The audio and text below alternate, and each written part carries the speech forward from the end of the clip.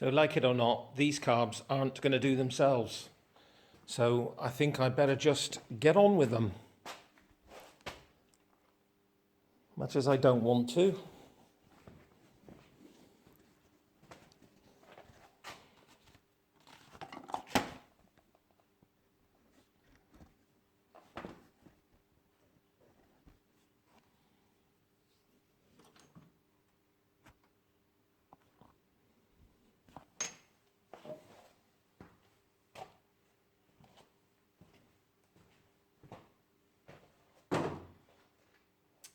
This is a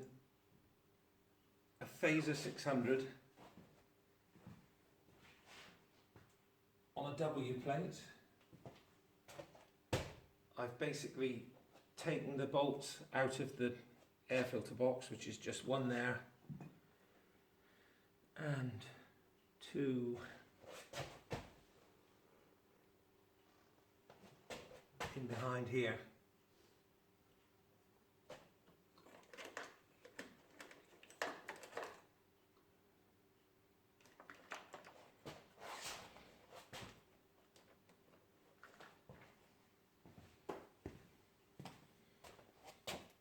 There, same place on the other side. That's just allowed me to pull the air filter box back slightly, and I've managed to get the carbs off. So now what I want to do is take the throttle off, which I've done. So that should give me enough slack in the cables to be able to pull the carbs out without damaging the cables.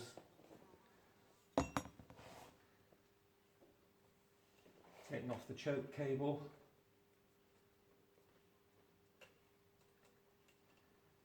See which way they come out best. And there's a couple of capillaries to come off as well, little air capillaries.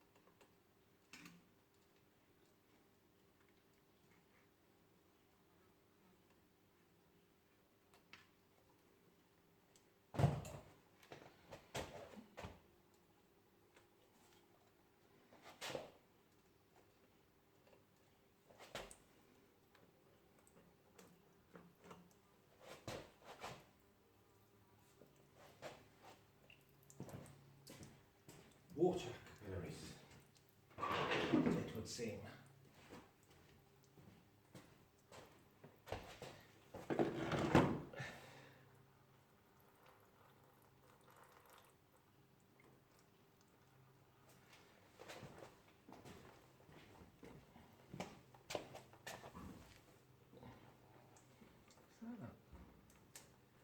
Oh yeah, I'll just put that one up in the air just to stop it losing all its antifreeze.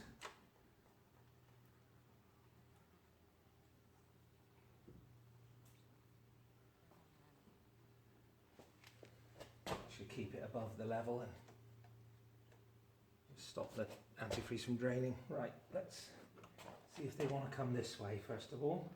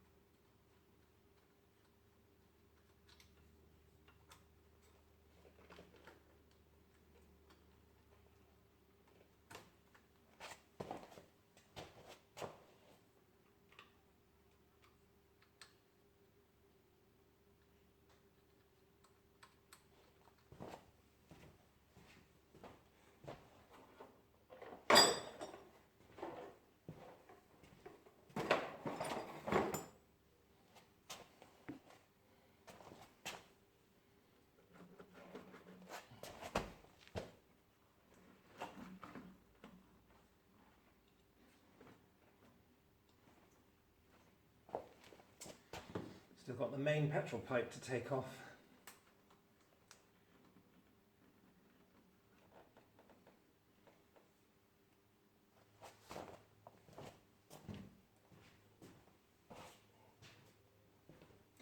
Best to be a little bit careful with these because they're joined to a plastic T-piece which becomes quite brittle, and if you just pull too hard on the pipe,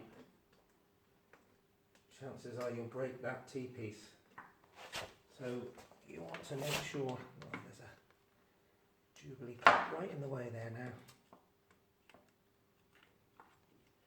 Make sure you take the spring clip off, and then you can get a screwdriver under it and work it off, rather than just trying to pull, which ends up stretching the rubber and causes the rubber to constrict. Makes it even more difficult to come off. I think I can probably get these out a little bit further first, make it easier to get to.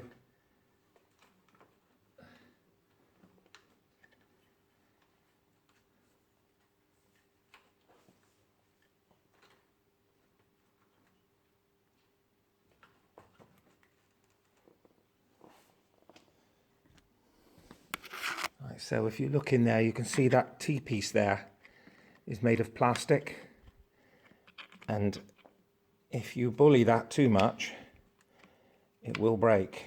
So what you want to try and do is get under the rubber like that, so that you're pushing it up rather than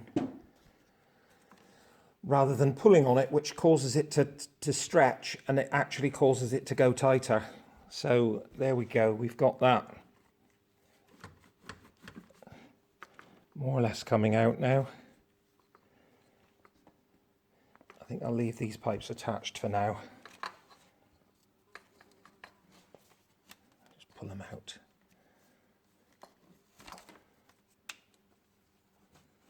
They just tuck in round the back of the engine, so you don't, if it overflows, you don't end up with petrol going all over everything.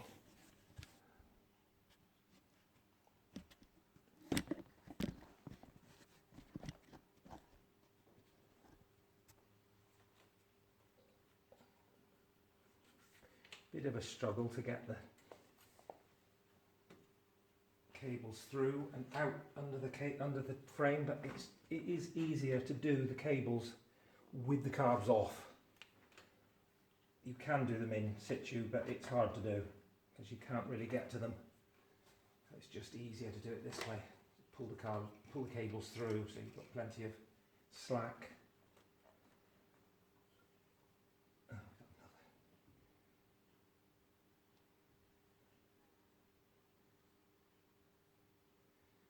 Should be only one of these.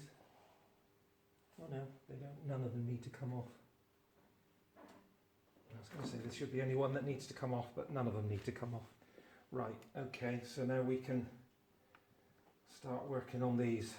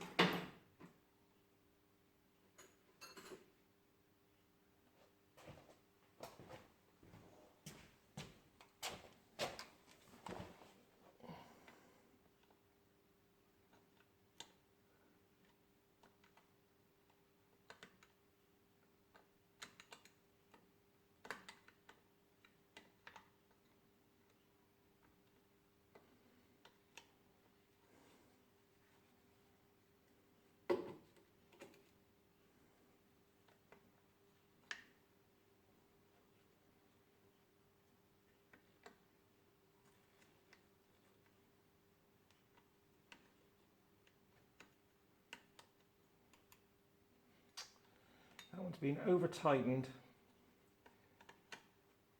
which is going to make it very difficult to get that bottom one off now. Sort of wiggle it to one side so that you can unscrew it. ideally you want to leave this one adjusted a bit more in the middle so that you can, so it's a bit easier to loosen the top nut, because this obviously this bottom nut's sort of semi-captive.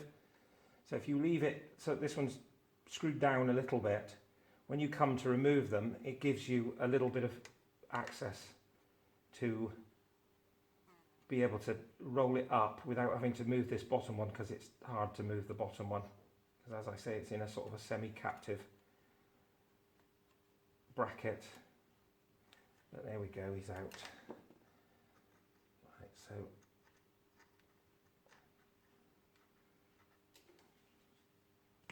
slip that one out, slip the nipple out, and then onto this one.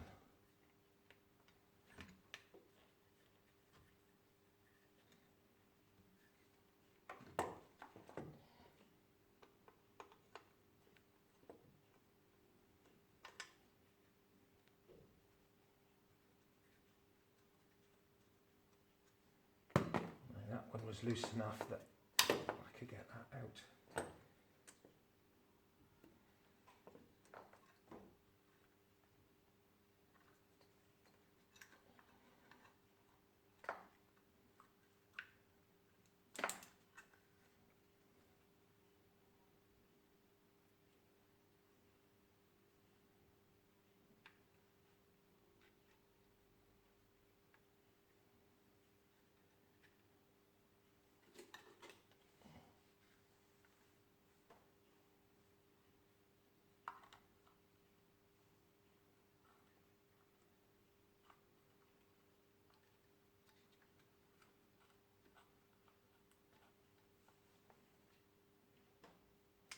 Right, so this one's got to come right underneath to be able to pull it out of its cable, out of the cable run. So what you basically do is get hold of the throttle quadrant there with your thumb and pull it. Or will it be easier to get it from that side now? It'll have to go round. Get hold of the throttle quadrant with your thumb and pull it round like that so that the throttle's wide open, and hold it there, and then you can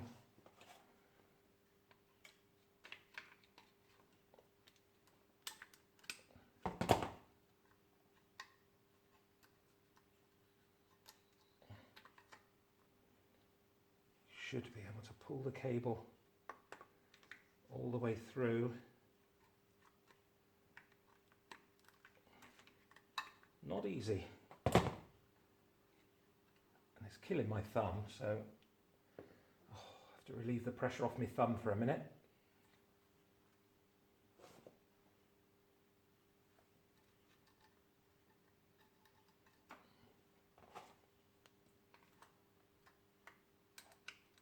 There. That's the difficult one. Unclip him. Oh, big dent in the thumb. So now I've got the carbs off, so now it's over to the bench. We've got to strip the carbs down and start the lovely task of cleaning them. Once again, I suspect it will be pilot jets, as it usually is.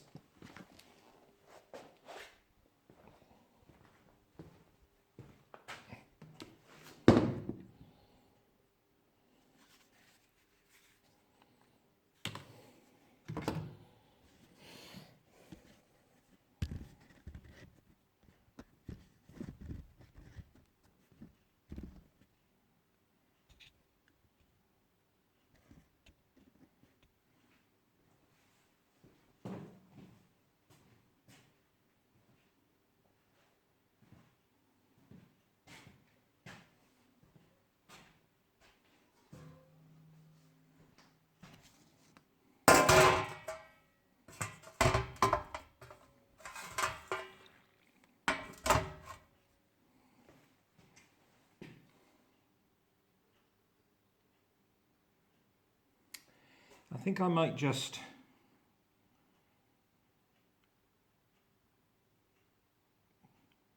I'll just check the pilot jets, because this one is only running rough at tick over. So I think I don't think I'll bother splitting taking all the carb bank apart this time. I think I'll just take the float bowls off and we'll see what it's like underneath. See what it's like in the jets and things like.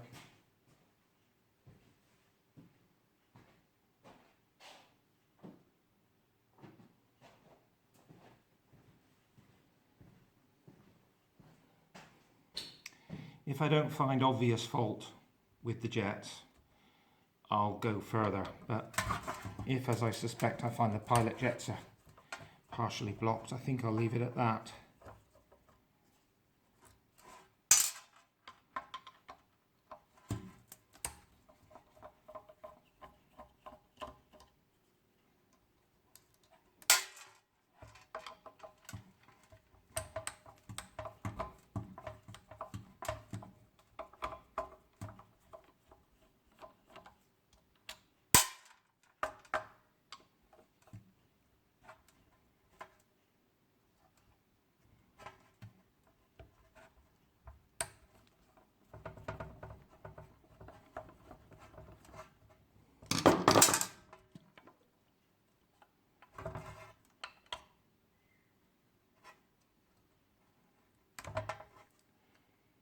E.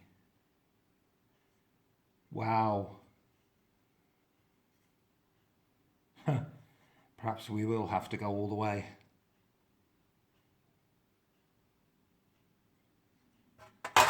Wow. Wasn't expecting that. The bike runs.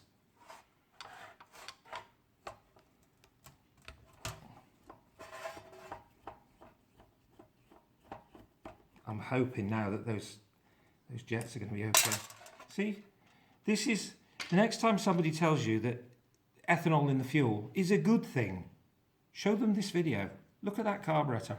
That carburetor's been eaten by ethanol fuel. If that had had just normal unleaded in it, you wouldn't see any of that in the bottom. You might just see some rusty brown residue.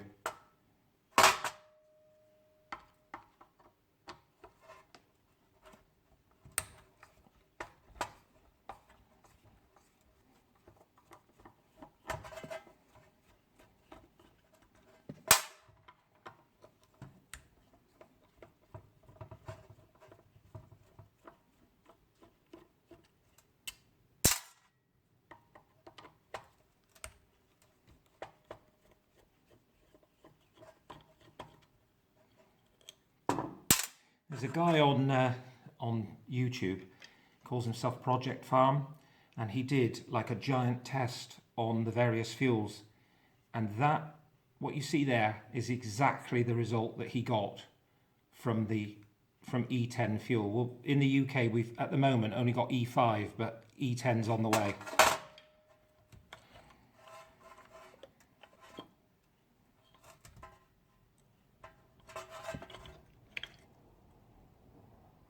That was not so bad, because this is the reason for this is the way the bike leans over when it's on the side stand. It leans over with this carb being predominantly the one that remains full the longest.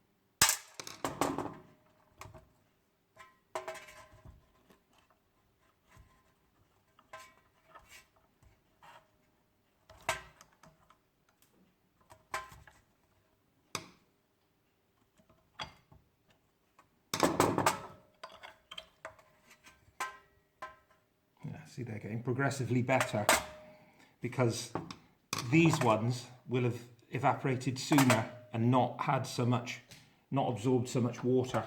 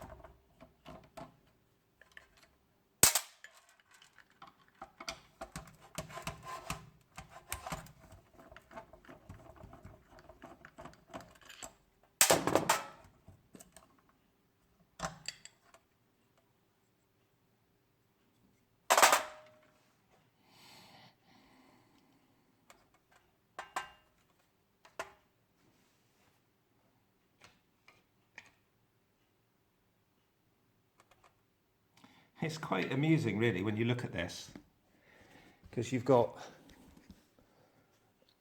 the one at this end, which you can see the main jet is green and there's some green in the float bowl. That's because basically when the bike would have been leant over on its side stand for a long period of time, this first one will have evaporated quickest. And what you've got there is like classic, what you get from evaporating blended fuel. Then, evaporated mineral fuel. Then as they work down, so because the carburetors are all joined, they would have all fed this end one.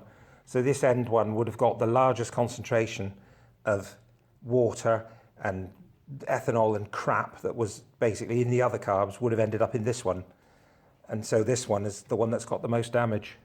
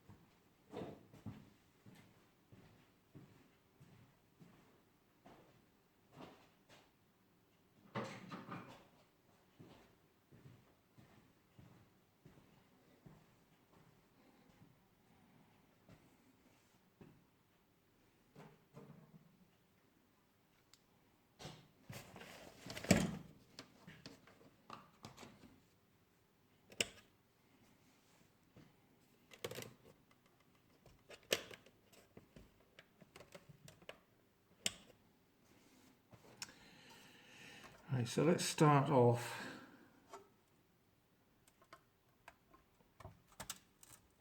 with the pilot jets, see just how bad they are. I mean, look at the scum in this carb, look at that.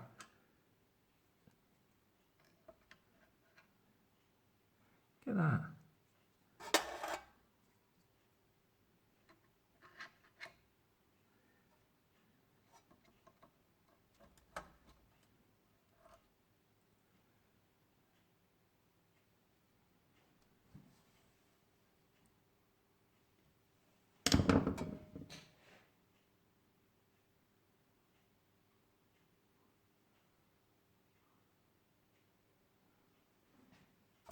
Well, there we go. Holding that pilot jet up to the light. Absolutely no physical hole through it.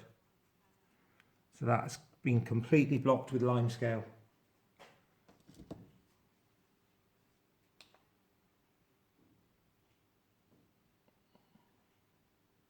Yeah, no hole through it at all. Right, so here's where we have to do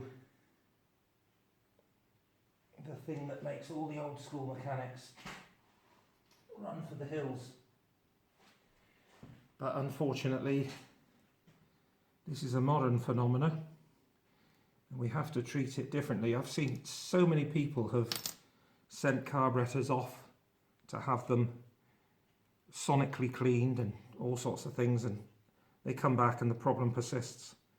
And the reason is because there is a little constriction inside these jets,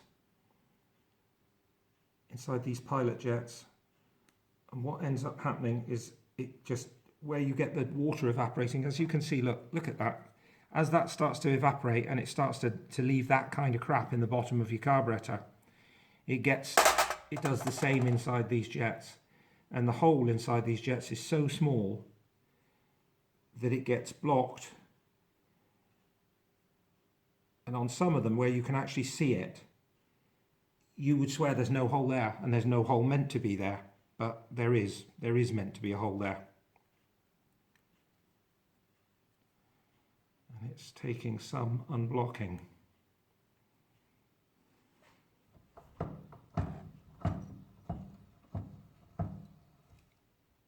What I'm using is a piece of a throttle cable. I've taken a strand of a throttle cable out, and I'm using that to try and poke away through it.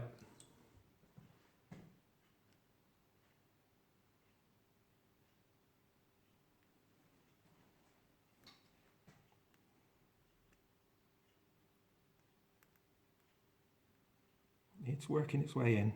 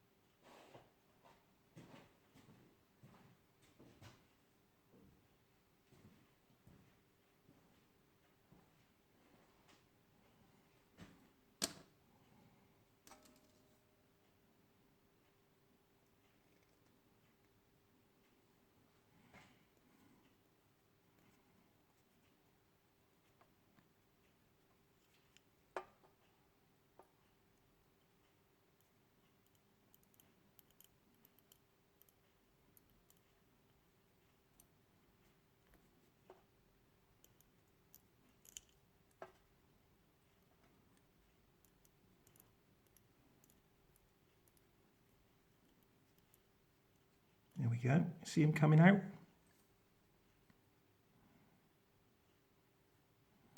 And when I started, you would have said there was no hole there. You would have said it's a blank. That's how it's meant to be if you didn't know better. With a little bit of perseverance, you can work it in, get it to come out the other end, and then what I always do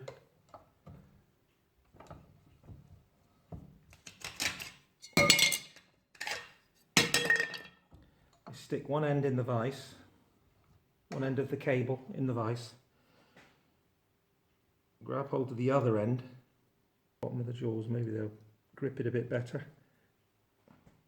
Okay, we got it now. So what you do then is try and stretch it out a little bit. Let's make sure I'm actually filming.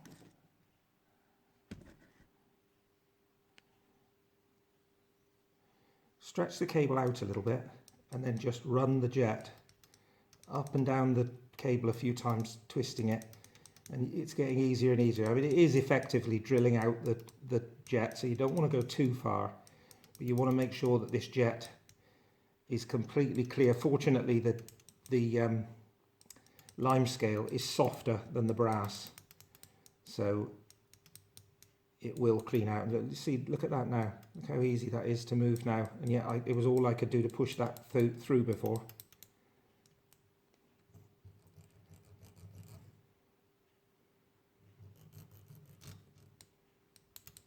Right, Should be good.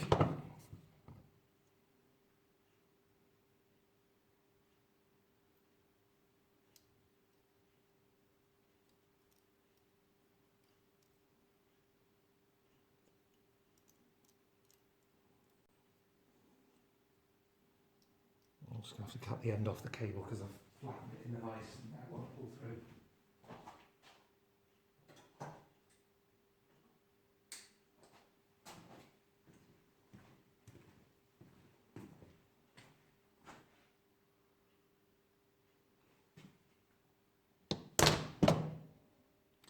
So what we have now, which I'm sure you won't be able to pick up on the camera, but I'll try. What we now have is a hole right the way through the jet and out the other side, which before obviously we didn't have. If I hold that up to the light now, I can clearly see a pinprick of light coming through it.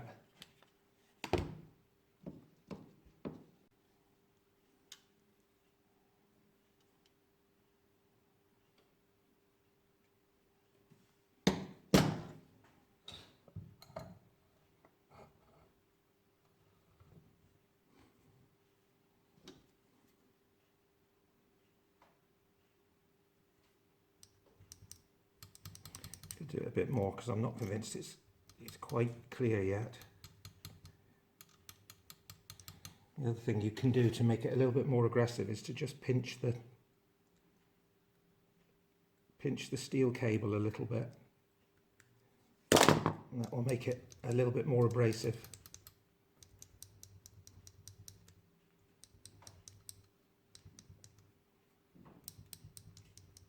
Right, I'm sure that's fine now.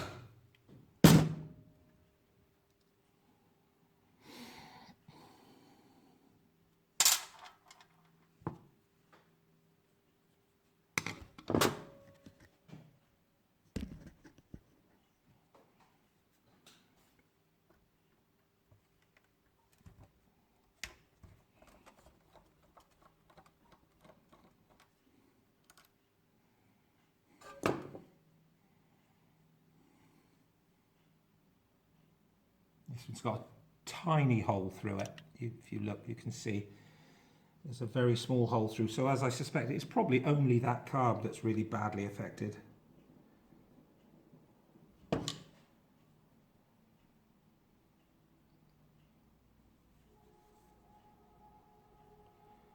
Quite surprising that it ran at all, but it did run.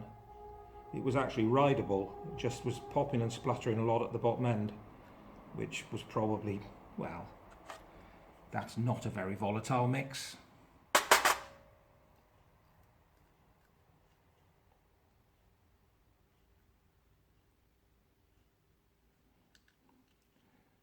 get into the odd argument with people on Facebook forums where they say that there's nothing wrong with blended fuel and that it's all a myth.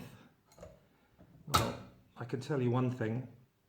I went through 20 years in this business, hardly ever having to take a carburetor off. I would always just assume that it was something else. It almost never was the carburetor at fault. And in the last 5 years, it's always the carburetor at fault. I don't hardly even look anywhere else now because it's literally always a fault with the carb, and it's always the same, pilot jet blocked. Or on the, I had a 1100 Virago to do a short while ago, and I actually suspect this one may be the same. The main jets crumbled, fell apart when I tried to take them out.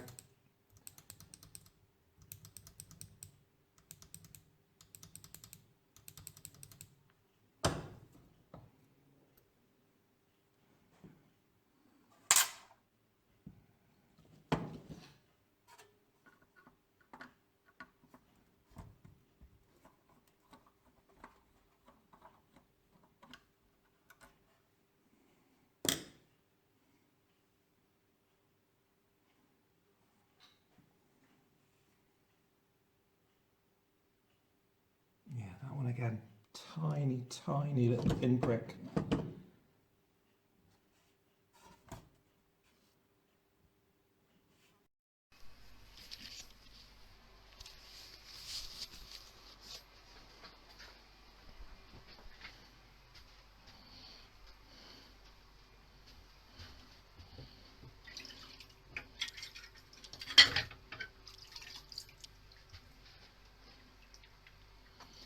So what we've got here, although I will recap this, is once again, because I've got crappy cameras and they don't have the facility to expand storage, what I've done is missed out about half an hour of yattering.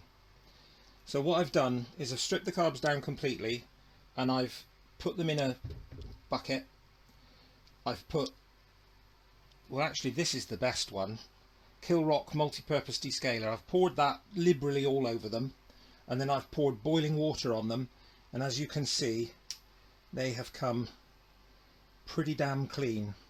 I'm going to obviously blow them out with air first. I've washed them repeatedly with clear water, and you can put a little drop of bleach in the water as well, because the kettle descaler's acid, the bleach is alkaline, so it just levels things off again. But end off with giving them a damn good wash with just clear water. Don't worry about the water going in the carburetors, because we're going to blow them out and we're going to clean them with carburetor cleaner finally. But as you can see, the jets have come nice and clean. The carbs have come pretty clean. I'm still going to go through them a bit with a pipe cleaner just to make sure that they're good and clean. But what I'll do first off is set up the other cameras so that I've got a backup. I don't want that to happen again. I've literally been nattering away to you for a good half an hour and it's all lost. So we'll try not to do that again. I'll put this little camera on. This is a good backup camera.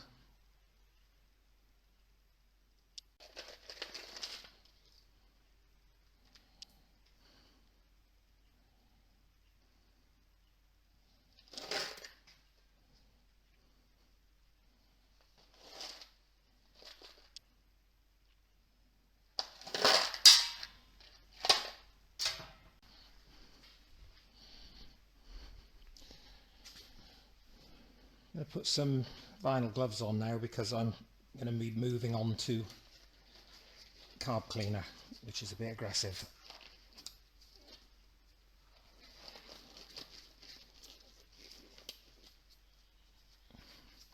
So what I did in the at least half an hour of missing footage is cleaned all the float bowls out. I basically immersed all the carburetors. I stripped them down to what you can see here now, and then I immersed them in a bucket, poured kettle descaler all over them, so it was completely in all the channels and in all the jetways and everything else, and then poured boiling water over that. I could have done the floats as well, but I think I'll just do the floats with carb cleaner.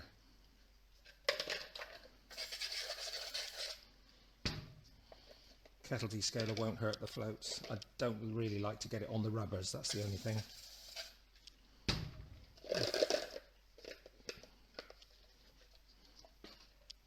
These probably will just wipe off anyway. Just sediment. But you want to get rid of it because it adds weight to the float, and that then gives an incorrect reading. So we'll keep these floats, try and keep these floats in order.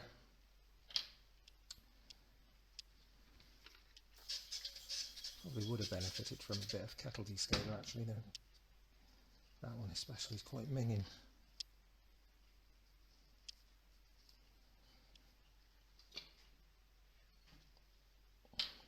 So what I did when the camera was off was I screwed these air corrector jets in.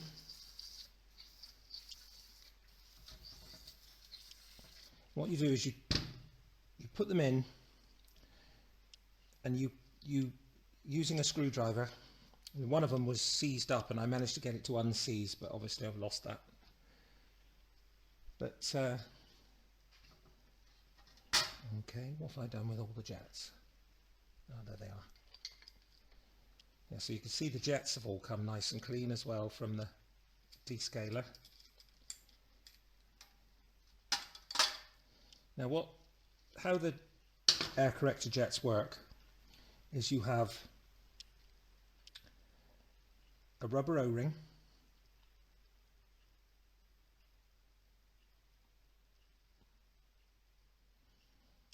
it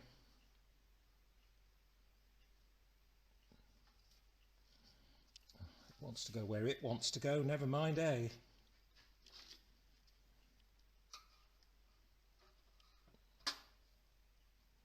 There it is, rubber O-ring, then a washer, then a spring onto the air corrector jet. I'll just give that a little quick buzz with a little bit of Scotch-Brite just to get it clean. I don't want to go too mad. And then we put it back, reversal, spring,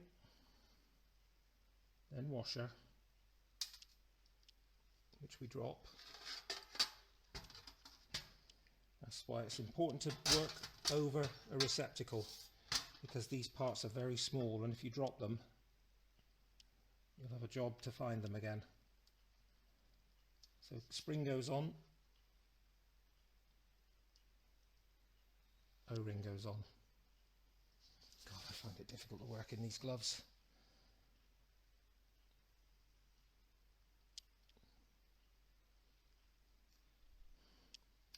Right, so that's the setup done. And the way you remove these is basically the reversal. You screw them in, counting the amount of turns that you're turning them. So you start off with half a turn, 1 turn, half a turn, and you count how many turns they go in to get them to just gently stop. You don't go absolutely hurling them in, otherwise you'll break them. So you just go in until they don't want to go in any further, and then undo them, count the amount of turns, obviously count the amount of turns they went in, undo them, because that's the amount of turns you're going to take them out when you refit them. You're going to go all the way in gently and then come out 1.5 turns, because that's what they were. They were all set to 1.5. So that's what we're going to come back to. Right, so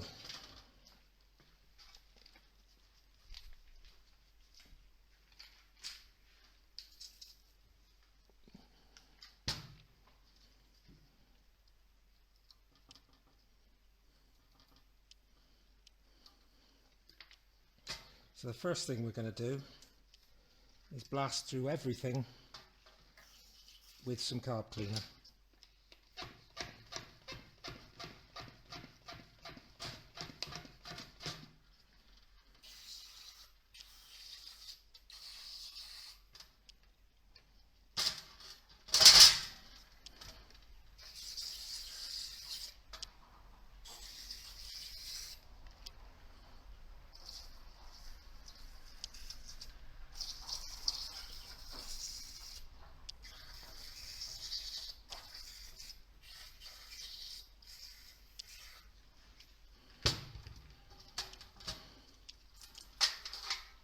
One more thing I haven't taken out of these carbs yet, which I'm just about to do. Just remembered. Try and keep them in order, don't get knocked around. Right, so the last thing we want to do, which I should have done before but forgot to, is push these jets out. And you use a piece of, I use the end of a paintbrush.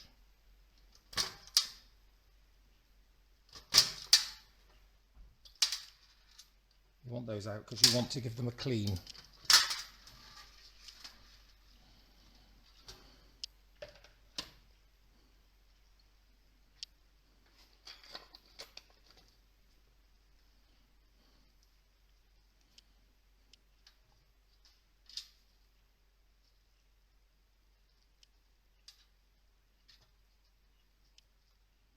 So note which way round they go, the taper side up into the carburetor.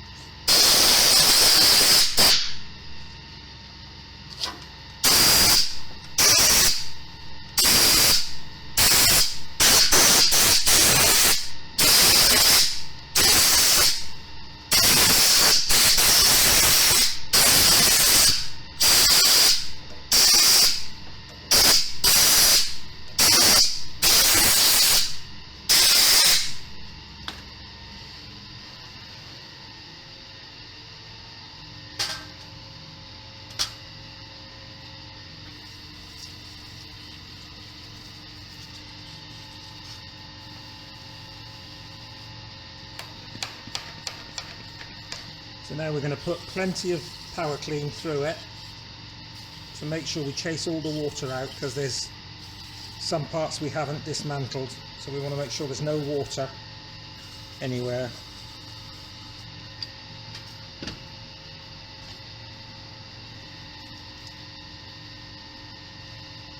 There's little internal jets that you need to make sure you get.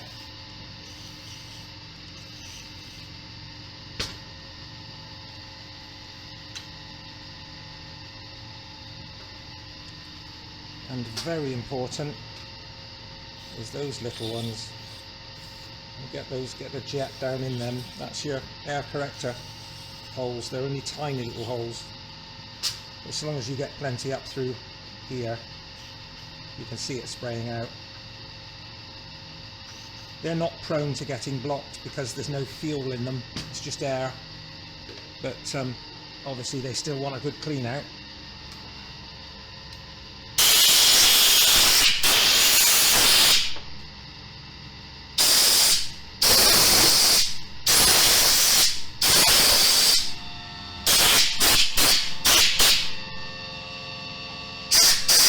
Also, don't forget the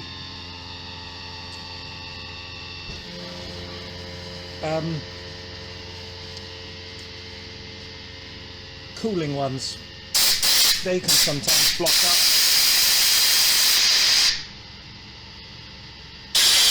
Make sure they're good and clear.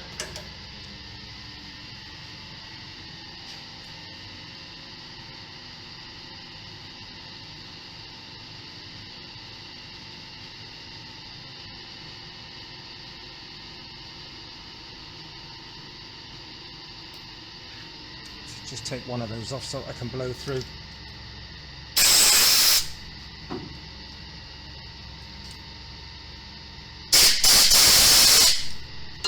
They have water in them anyway, so it doesn't really matter.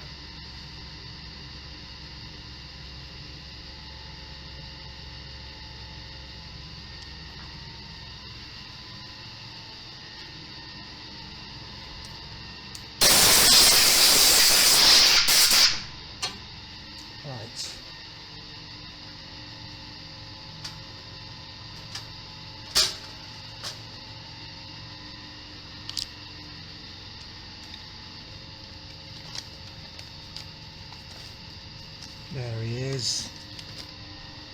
I knew I'd left it lying around somewhere. That's my little carb brush.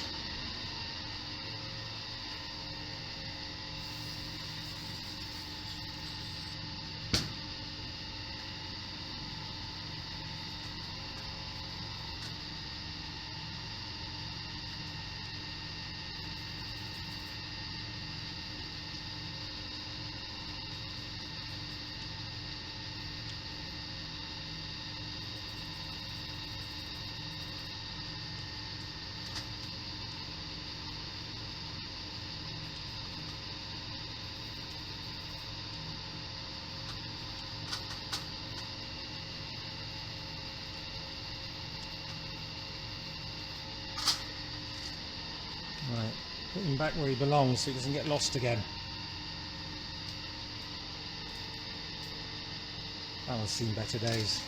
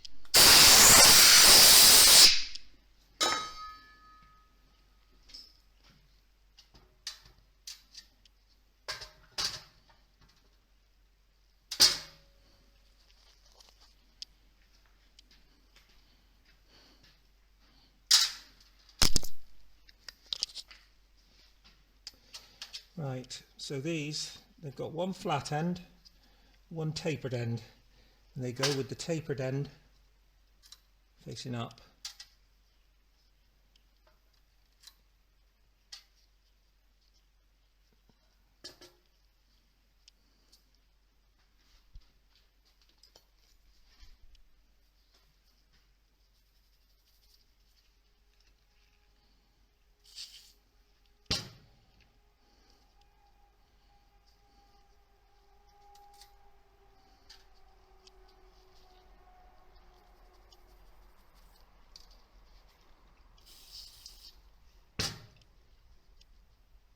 So when I say up, I mean taper side goes in first,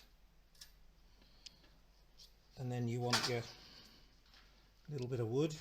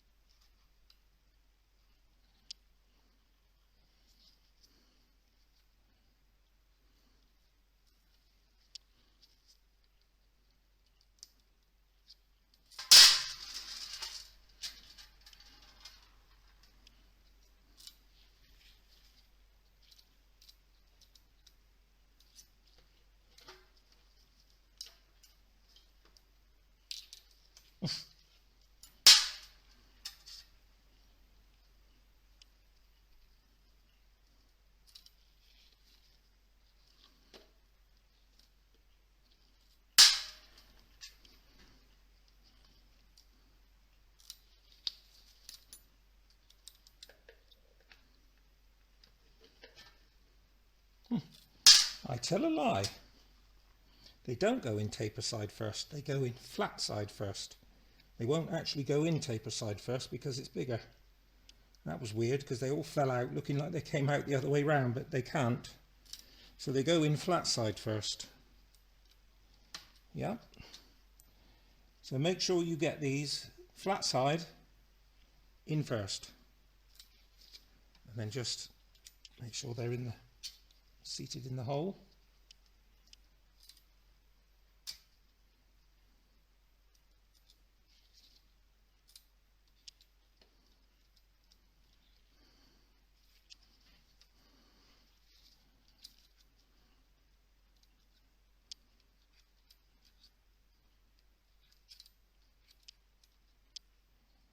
All good.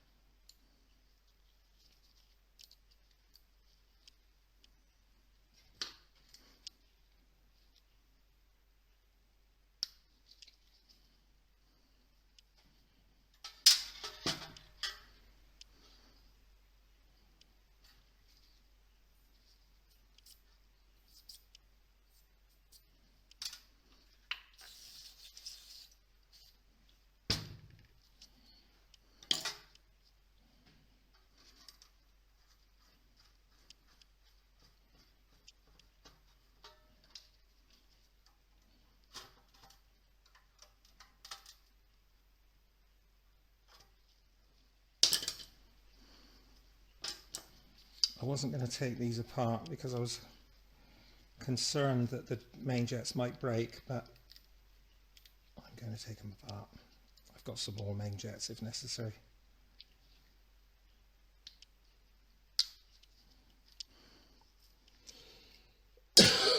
Can't really clean them properly without the jets out.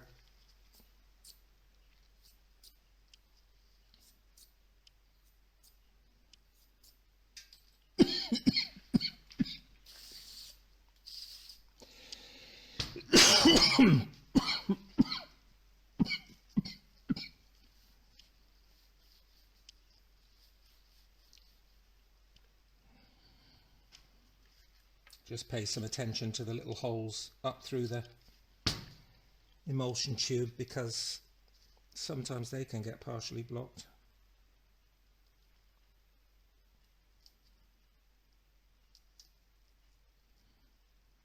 They help the fuel and air to mix. They're quite important.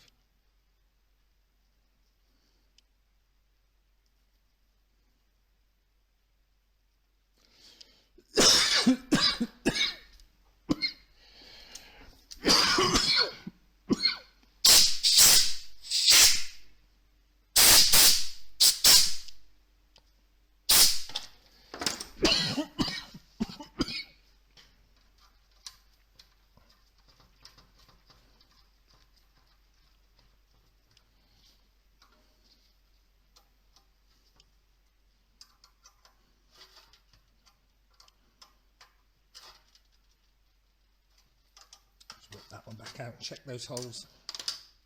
They looked fine, but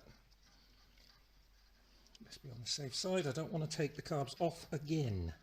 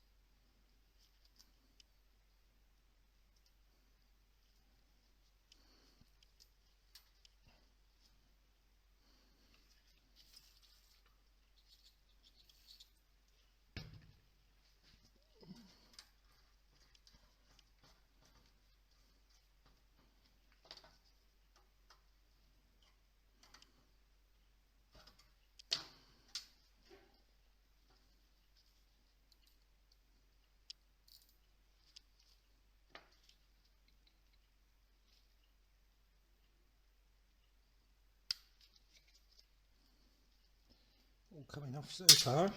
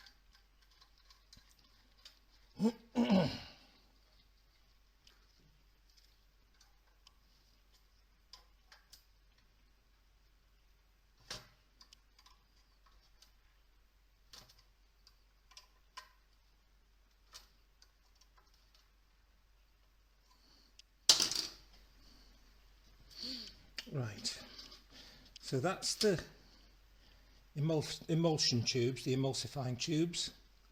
This is the main jets. So this is the ones, if you were up jetting, this is the ones you would be looking at. So make sure they're good and clean. See how well they come up just from the kettle descaler.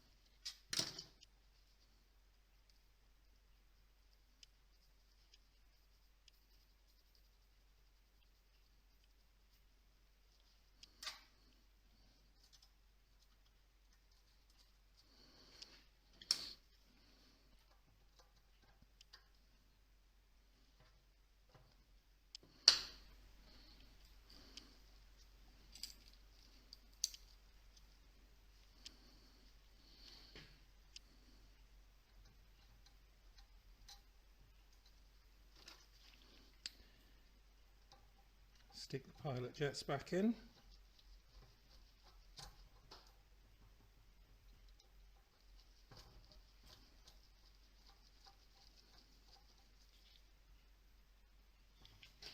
Careful not to over tighten these. You've got to remember that they are brass and they are hollow, which means it won't take much to break them.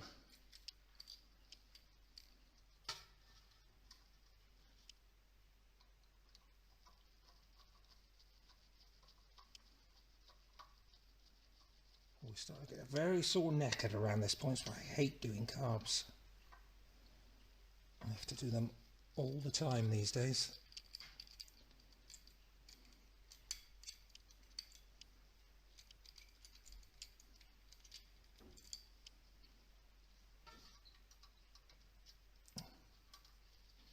Helps to put it in the right place.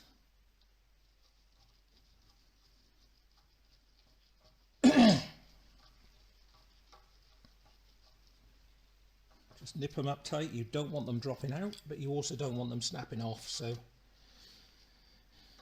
not even an ugga-dugga.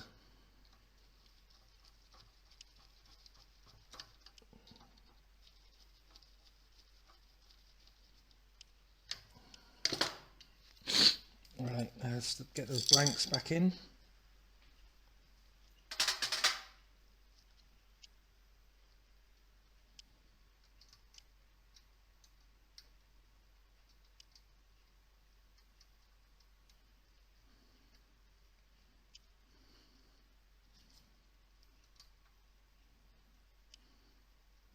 Like I say, you could be forgiven for thinking that these are actually jets, and they do even have, unless I'm mistaken, they do actually have a value on them.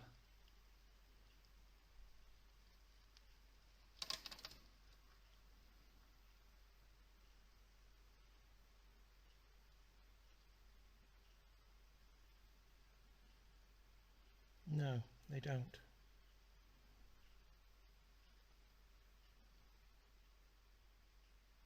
No, not that I can see.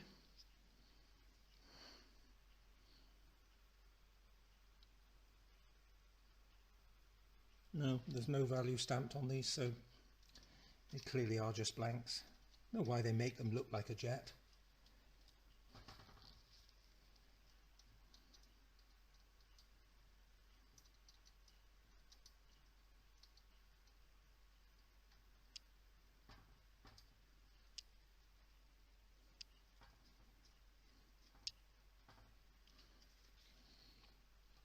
Remember, I was doing the carbs on a Kawasaki Eliminator and the blanks had, I believe the value was 0.5,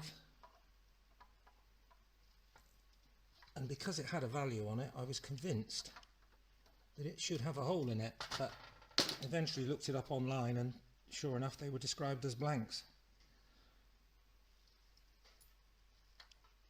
Right, so you see how that's been put together. You've got, oh actually I'll clean that. I put one in now, I've got one there that I've already cleaned, so I'm going to have these apart and clean them quickly. Again, don't go mad, just a little bit. Just run them around with a bit of Scotch-Brite just to get the carbon off. They're a bit fragile these, especially the little needle at the end. You've got to be careful you don't put too much stress on that. I have actually come across a bent one and had to straighten it, and did actually manage to straighten it in the lathe, which was quite a task.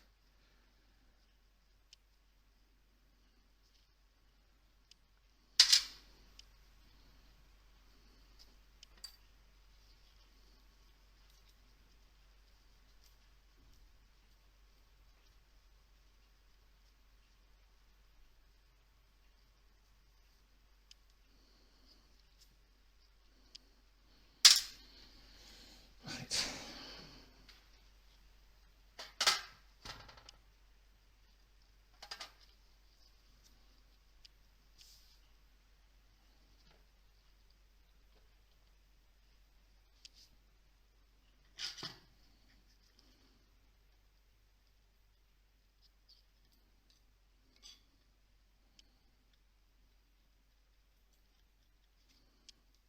Spring.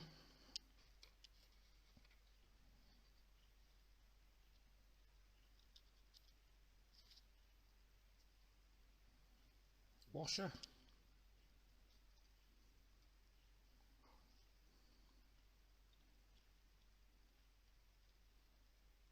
O-ring. That's done.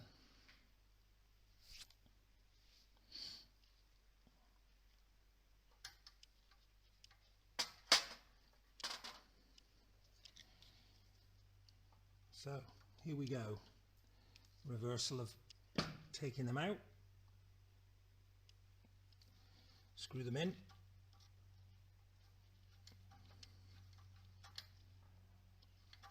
Nice and gently.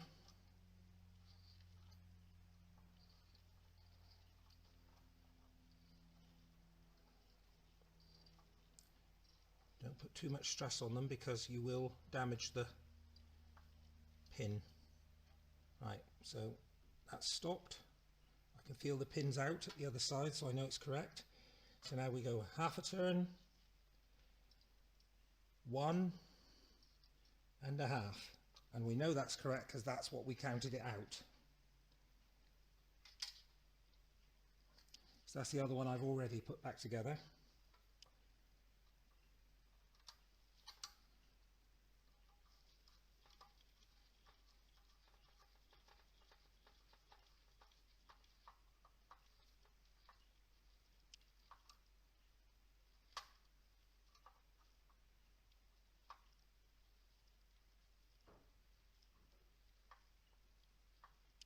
Stopped.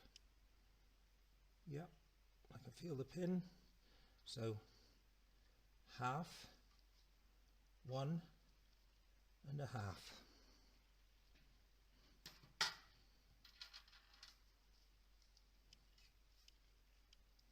Spring.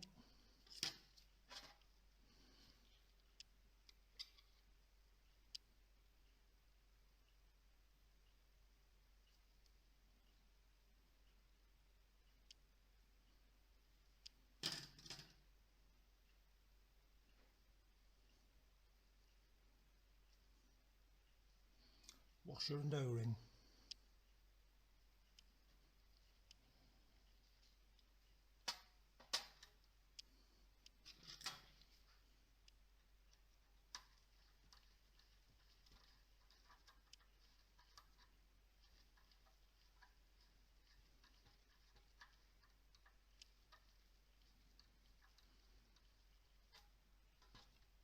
That's it.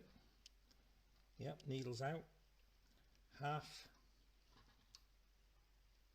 1 and a half.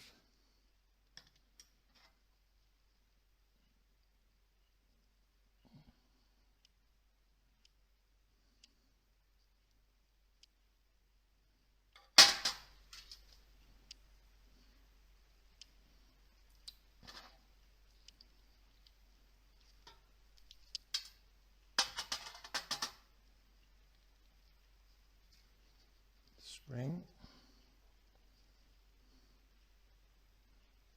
washer, O-ring. You do have to be pretty anal when it comes to doing carbs. You can't forget any parts, you can't drop any parts, and you've got to get it right because it is the most important part. Get these wrong and you won't get the bike to run any sense.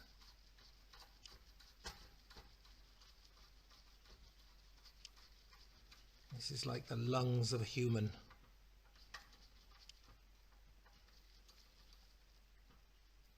Okay, it's all the way in. I can feel the needle.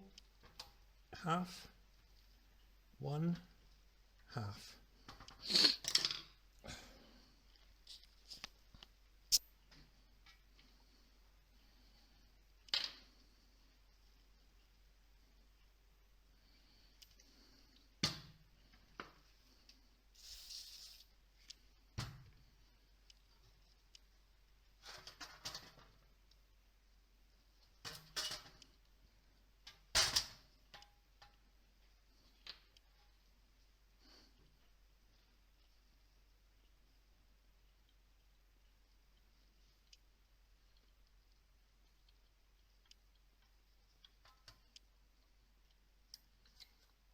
So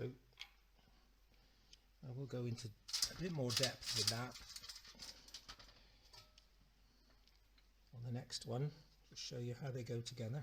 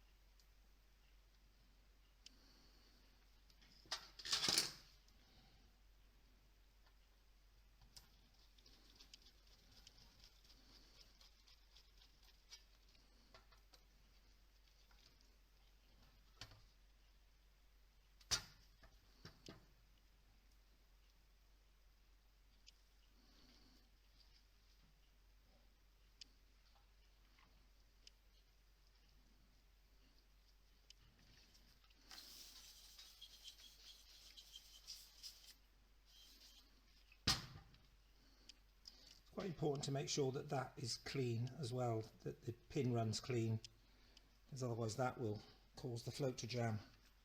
Try and keep the floats clean. Very easy to get mucky prints all over them. So I'll show you how this goes together. That's your needle valve. I haven't cleaned it yet, but I better do that.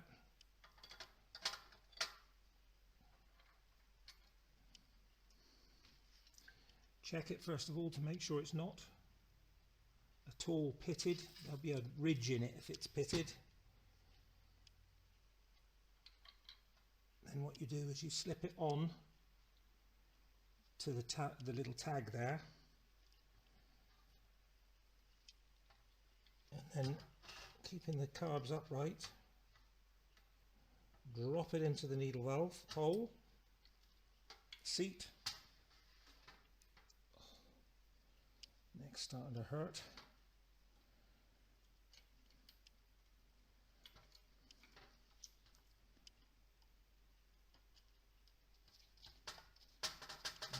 down. Make sure it's in the hole properly. And in with the retaining screw.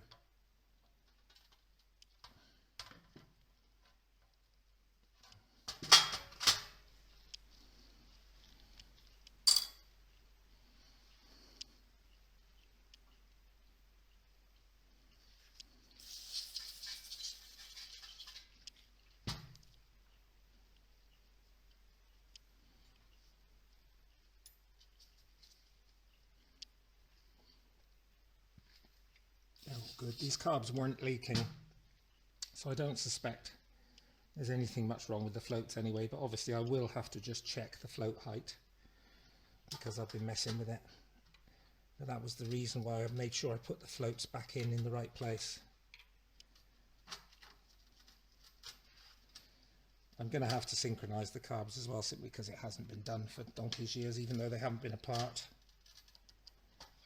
But it's surprising how out of sync the carbs will get on a multi-cylinder engine. And they still run because the most advanced one will just keep the whole thing going. Just another reason they run badly.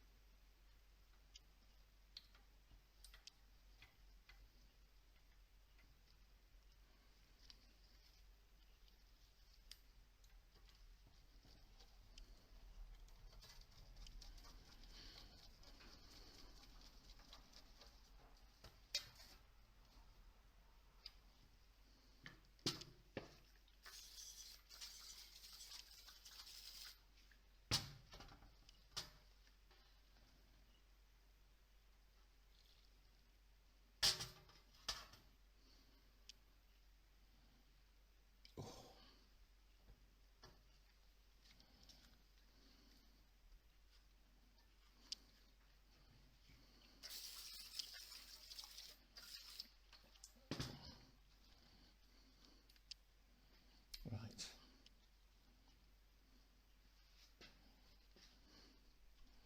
I'll go over on the desk and do this. Check the float heights. Need to have a quick look on the internet anyway, find out what the float height is supposed to be. Just turn that one off for a second.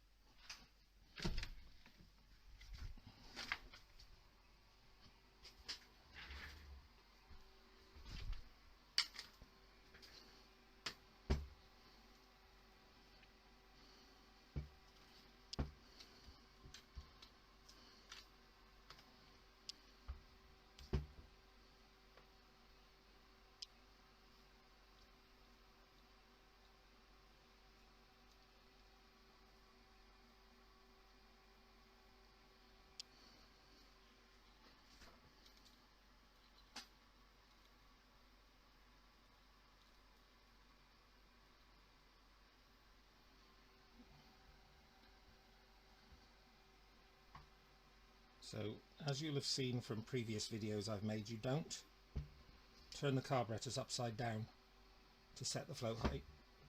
You incline them. So you let them come right out like that, and then you set them back until they touch the spring, like that. Not all the way over, like that. Because the object is to catch them when they just start. The springs are very good on these floats anyway.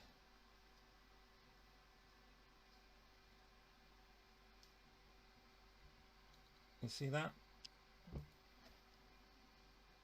That's where it's touching the spring, but watch how it goes in further when I turn it over. So you do not want, you're not looking to set the float height when they're in like that. You're looking to set the float height when they're sat on the springs. It's a bit fiddly to get it. Some of them don't seem to want to. That one doesn't seem to have a spring. I think I'm going to have to take that one apart again and check whether or not the spring is working on the head of the float. On the head of the float needle, rather.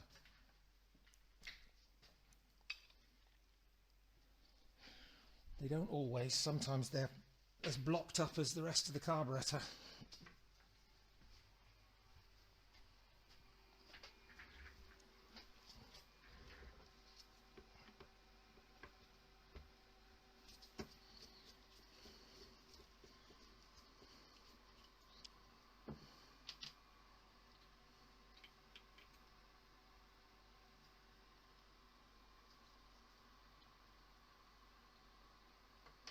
Oh, I can see he's covered in green crap. Oh, he is working though.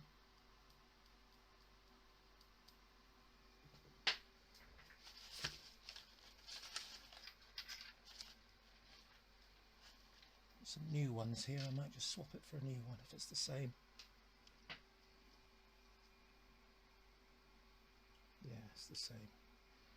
Okay, let's swap that one for a new one. Seat looks lovely.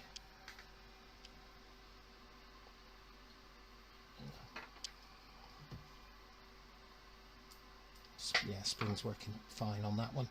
I think that one's a little bit catchy as well. I might have a look at that one.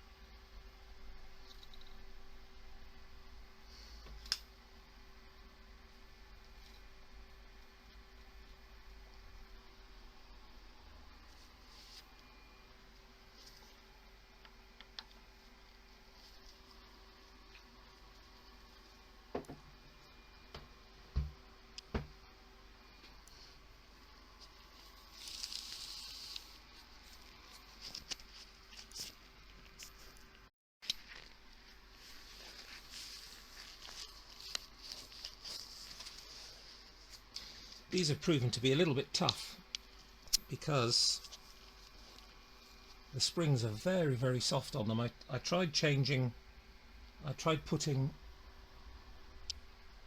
a new needle jet in, and it ended up vastly different than the others, so I've gone back to the ones that were there. But I found that you've got to be so careful. You've got to just incline it enough so that it sits touching the spring. You can see when it's touching the spring. It just gives a little tiny bit of resistance before pushing the spring down, so it's just about there, and that's where you have to measure the float height. If you go all the way to there, that will be incorrect. So you've got to watch them hanging freely like that, and if you're really quite observant, you can see just inside there, you can see when they make contact with the pin, the spring-loaded pin, and it's at that point, more or less there, they're just sitting in contact with the spring now. If you go much further, you can go a little bit further. See how they started moving further? So it's round about there, round about that sort of angle, that you're getting the true reading. So now I just got to find out what reading that is supposed to be.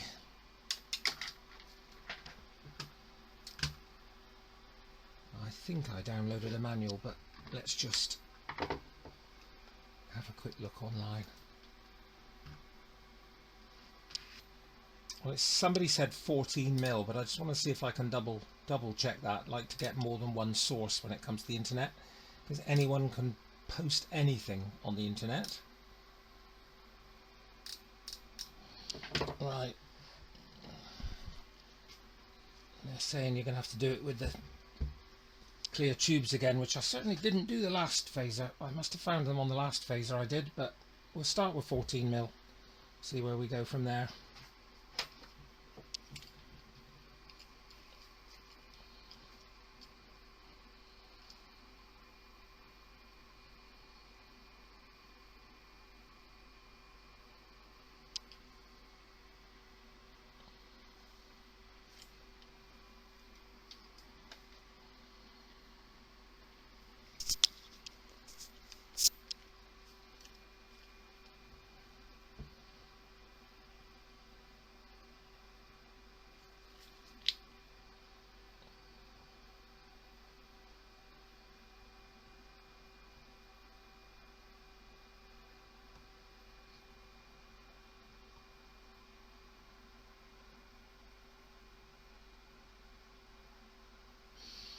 Well, they're all already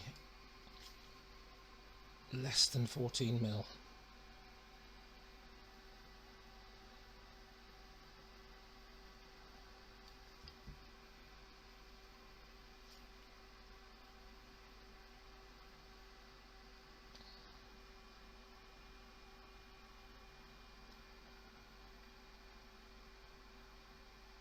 Not a million miles out though, I think. Let me see if I got a manual for this one. I got a feeling it was around 15 mil. As I did one, and I know I didn't use the clear hose method, and it's perfect. Clear hose method is a bastard to do.